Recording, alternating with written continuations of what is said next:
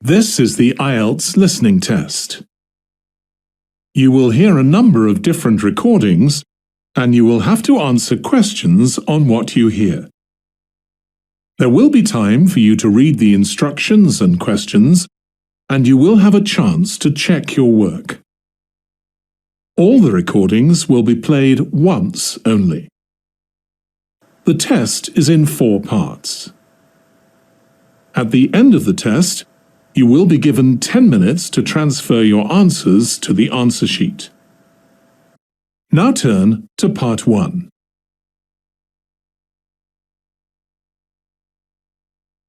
Part 1. You'll hear a telephone conversation between Yuki, a Japanese student in Japan, and Mrs. Gray in London, England, who will provide homestay accommodation for Yuki. Look at questions 1 to 5 on the form now.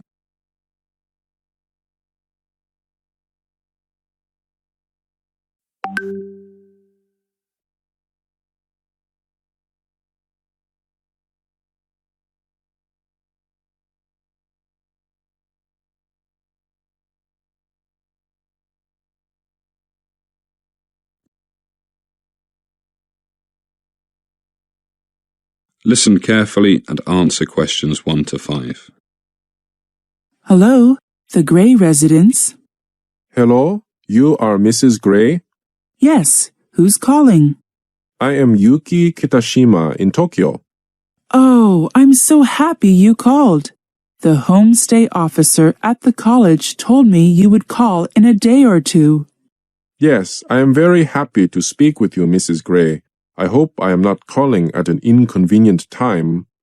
No, it's perfect.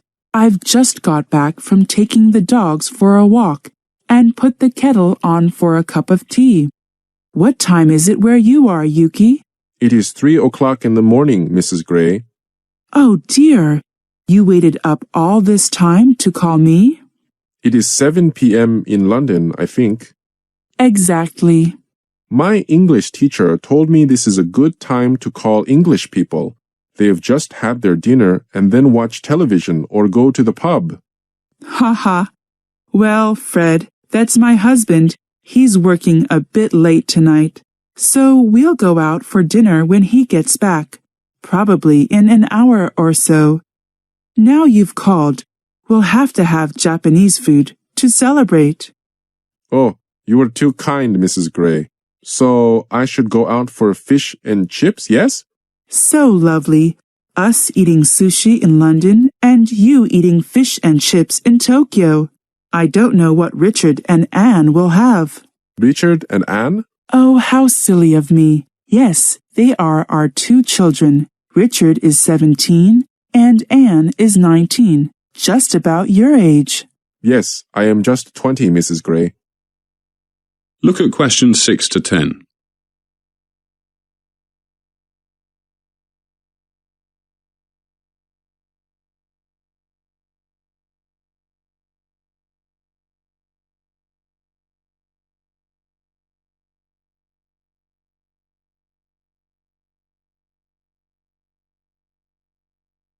Now listen to more of the conversation between Mrs. Gray and Yuki and answer questions 6 to 10. I know they are both so looking forward to seeing you. They have lots of friends. John's in his last year at high school, and Anne has just started university near here. What is Anne studying, Mrs. Gray? Well, you wouldn't believe this. Japanese language and culture. In fact, that's one reason we thought it would be nice to have another homestay student from Japan.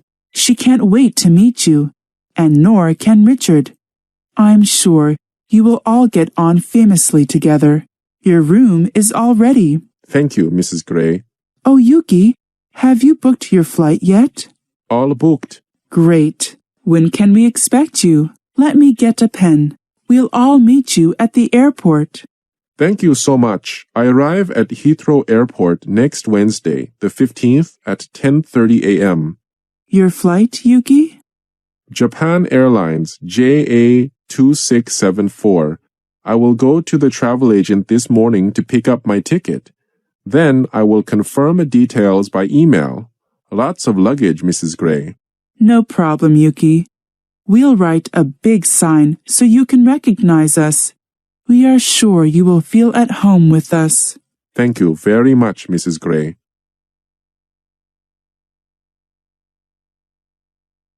That is the end of Part 1.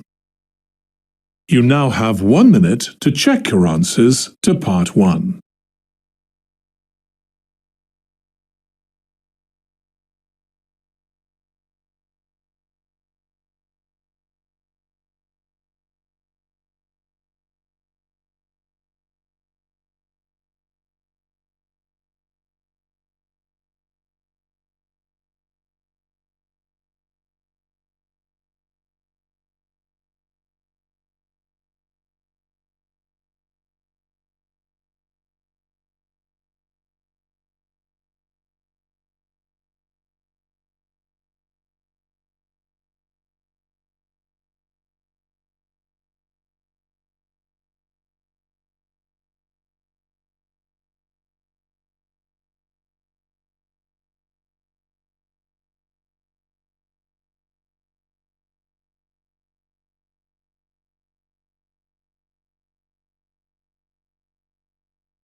Part 2. You're going to hear the immigration officer at a British embassy explaining the visa application process to a group of people who wish to go to the United Kingdom. First, look at questions 11 to 16.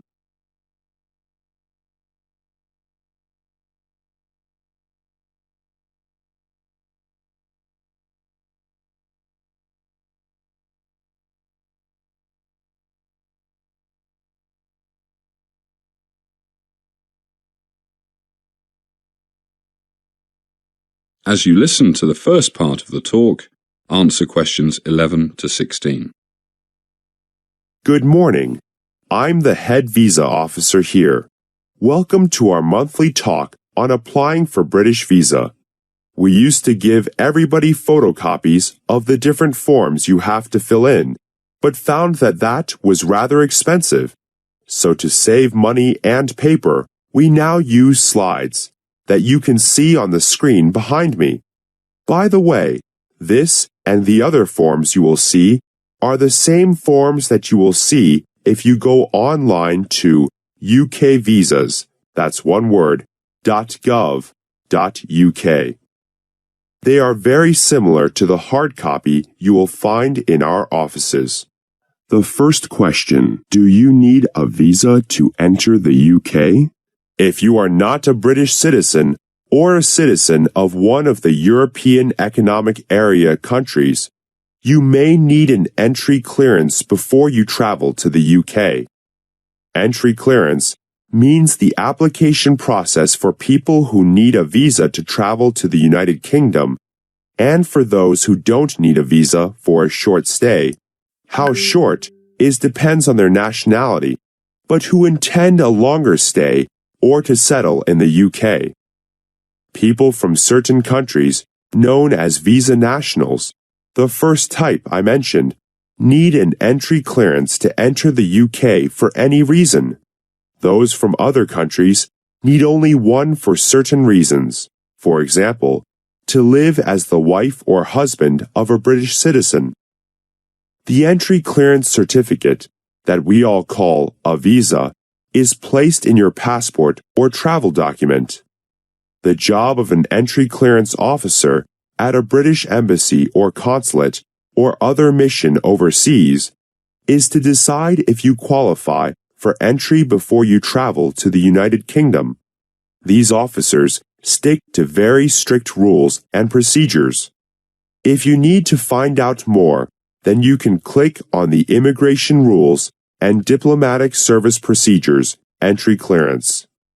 If you have a valid UK visa, you will not normally be refused entry to the UK on arrival, unless your circumstances have changed, you gave false information, or you did not tell the entry clearance officer important facts when you applied for your visa.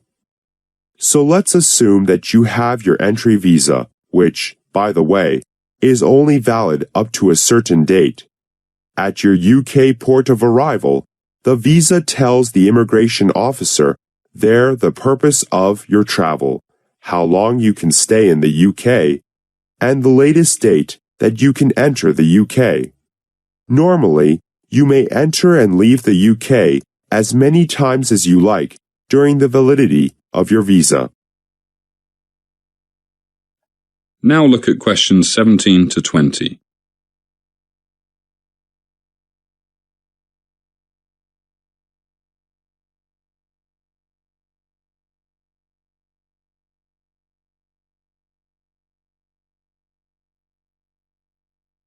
As the talk continues, answer questions 17 to 20.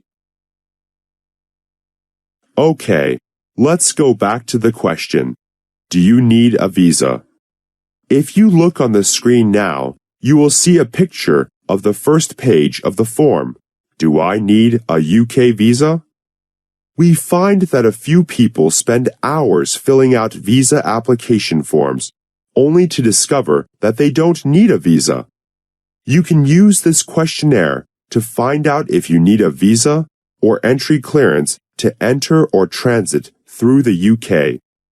Please note that the rules can change sometimes, so it's a good idea to visit the news page and the Visa and DATV Nationals page. You can see that this is recommended on the form. Going down the form, we see the Purpose of Visit section, au pair, business, doctor, medical treatment, to see one's fiancé, returning resident, student for more than 6 months, and dozens more. I must stress again that it is very important that you answer all the questions truthfully and accurately. Even an accidental mistake can ruin your chances of getting a visa, possibly forever. Next, we have country of nationality.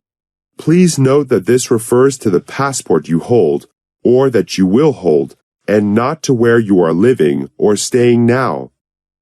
That is the next question, current location, which is quite simple. So as well helping you find out if you need a visa, you can also find out where you should make your application, as well as which application form you need to fill in, and which guidance note you should read. Now, some of you here I know wish to sponsor a visitor to the UK, and others of you have a sponsor for your visit. The basic rules applying to a sponsored visitor are: 1.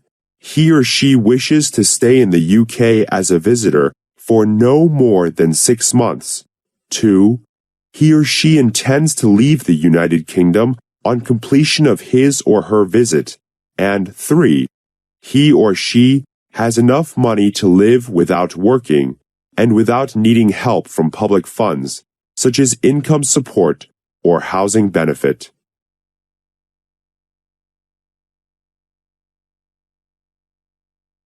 That is the end of Part 2.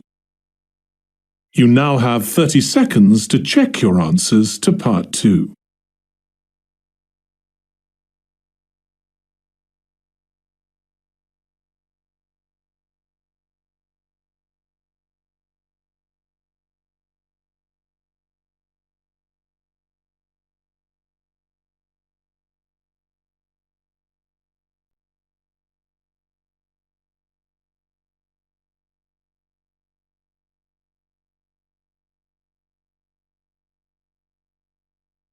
Part 3.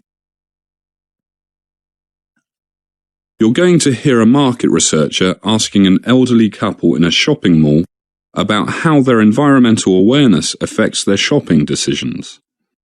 Listen to the first part of the conversation and answer questions 21 to 25. You now have some time to read questions 21 to 25.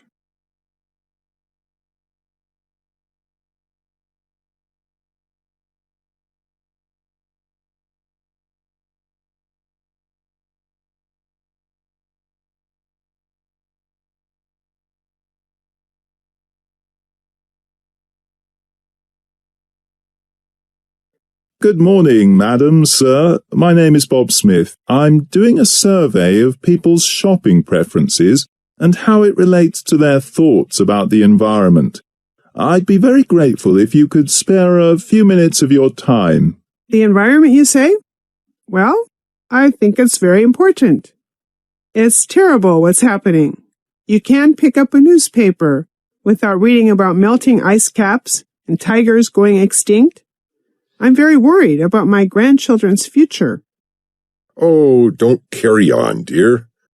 Are we going to help this gentleman, or do you have to get to your meeting?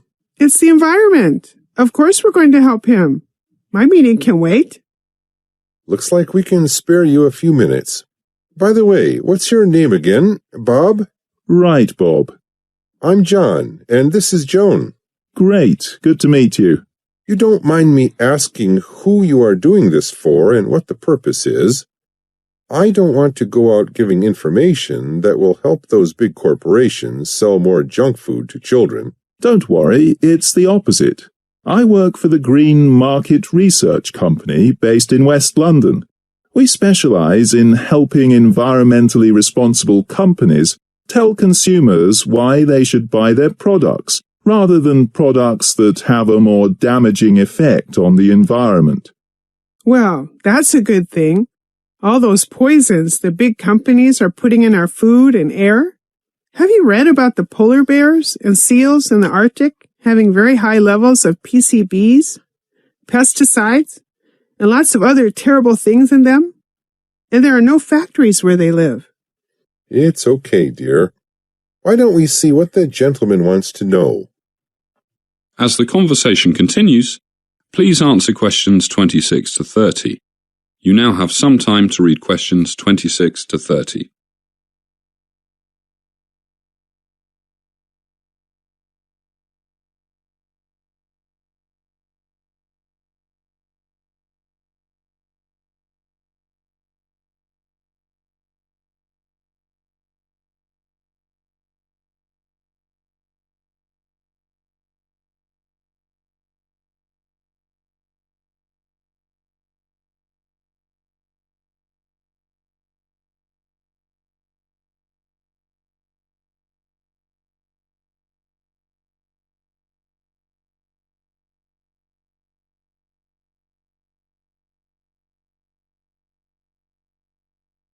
Yes, well, thank you, sir.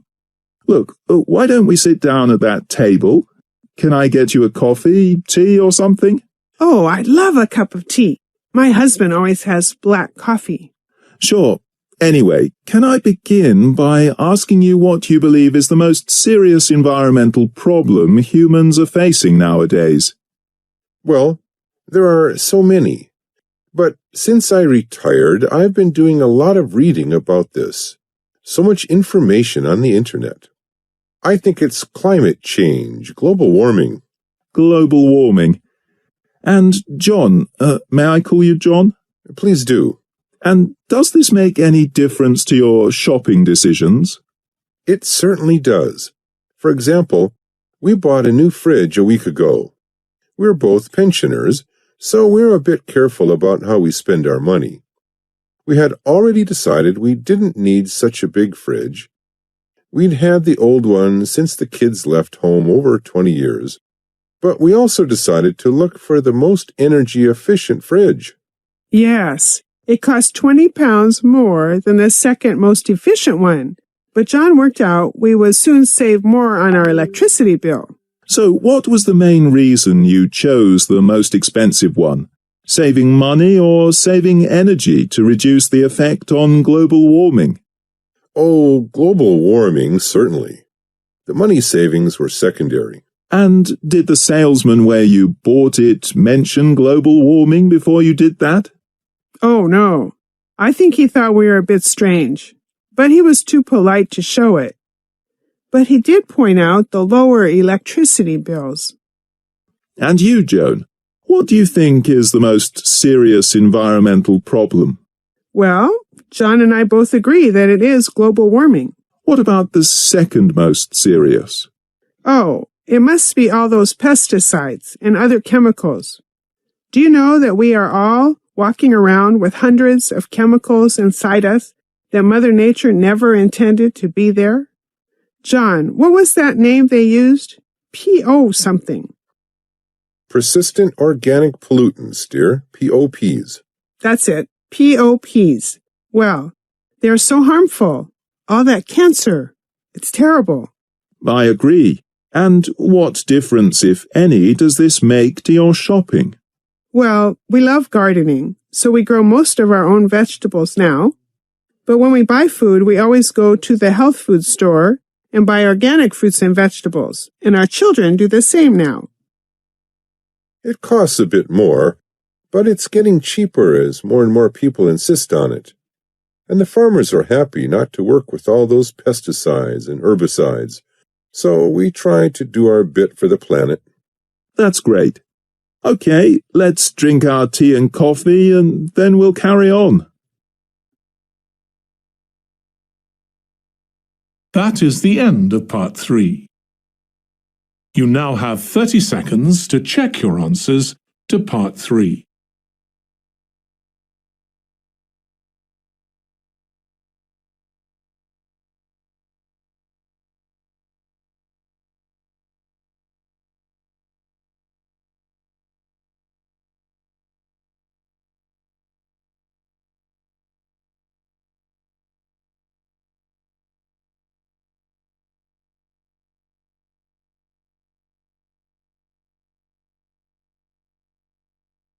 Part 4. You're going to hear a university lecture about good study habits and developing a study plan. You now have some time to read questions 31 to 40.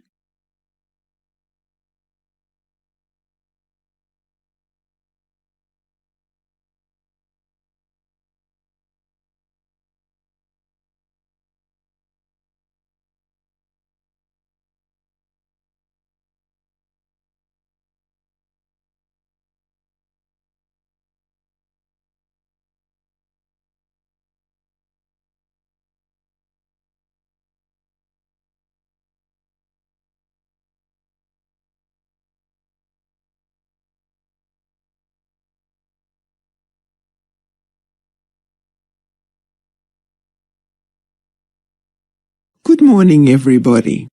As most of you know, I'm Professor Rosemary Parkinson, and as I'm sure you all know, else you wouldn't be here, I'm going to give a talk on good study habits and developing a study plan. First of all, why do I think such a talk will be helpful to you? After all, you are all first-year university students, although I see some familiar faces here.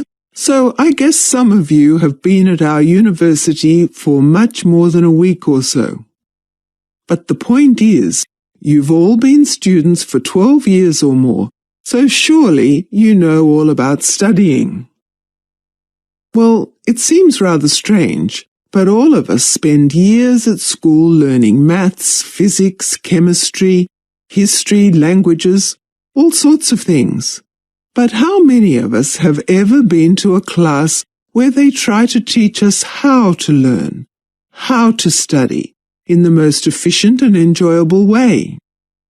I say enjoyable because learning things we don't enjoy learning, that we think we have no interest in, is such a bore.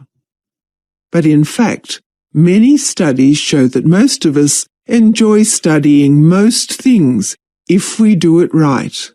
If we study properly in an active way that constantly uses our creativity, that makes us excited about what is coming next, that gives us the satisfaction of having solved a problem.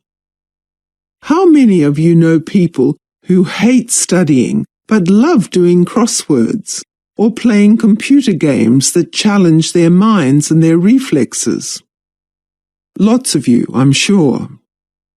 Well, one objective is to learn to enjoy studying in the same way we enjoy those crosswords and computer games. Okay, we'll come back to that later. Now, I want to discuss a few basics. 1.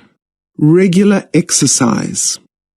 Countless studies show that regular physical exercise, say 40 minutes or so, 5 days a week of jogging, fast walking, weight training, tennis, whatever you enjoy, puts you in a more positive frame of mind and also increases creativity and memory for hours after the exercise. Other important things are to eat good, healthy food, get enough sleep, and try not to spend too much time and money in the student bar. There's nothing worse than trying to learn something or solve a problem than when you have a hangover. So, as the Romans used to say, mens sana in corpore sano, a healthy mind in a healthy body. Right, now we're all going to keep fit and healthy. What about the studying? First, you must work out the times that you will use for study. When I say study, I mean all the schoolwork, writing essays, reading, etc., that you do out of class. Be realistic. Don't plan to spend 60 hours a week on it. It's too much for most of us. Set aside 1 or 2 blocks of time, each of say 2 or 2.5 hours a day, that are your study time. As I say, be realistic. Don't set yourself such an ambitious goal that you will never stick to it. And it's also a good idea to leave 1 day a week, Sunday perhaps, completely free, so you can relax, and occasionally do some schoolwork at those times when it builds up a bit. That's time settled. Now for place. We are creatures of habit. We do things better when we do them in places that we associate with a particular activity, in this case, studying. So it's best to try and set aside a quiet place, perhaps your bedroom, a study if you have one, which is where you study. When the weather is nice, it could be outdoors. Nothing is nicer than reading and thinking about that novel you have to read for English Literature 101 on a quiet, grassy bank by a stream on a sunny day. And we mustn't forget the library. Most of us find that studying, surrounded by the learning of centuries, is inspiring, as though studying is the only proper thing to do in a library. Okay, time, place, what next? It is questions. Before you set out to read something, always ask yourself, what questions do I want and expect to be answered in this chapter or this paper? Don't simply start reading and hoping to absorb information like a sponge. Give the information somewhere to go, like little hooks in your brain to hang it on. These hooks are the questions you've thought of. And don't try to do too much at a time. After, say, 40 or 50 minutes, put the book down and tell yourself what you've learnt, what questions have been answered, what it means. Spend a few minutes on this and take a short walk while you're doing it.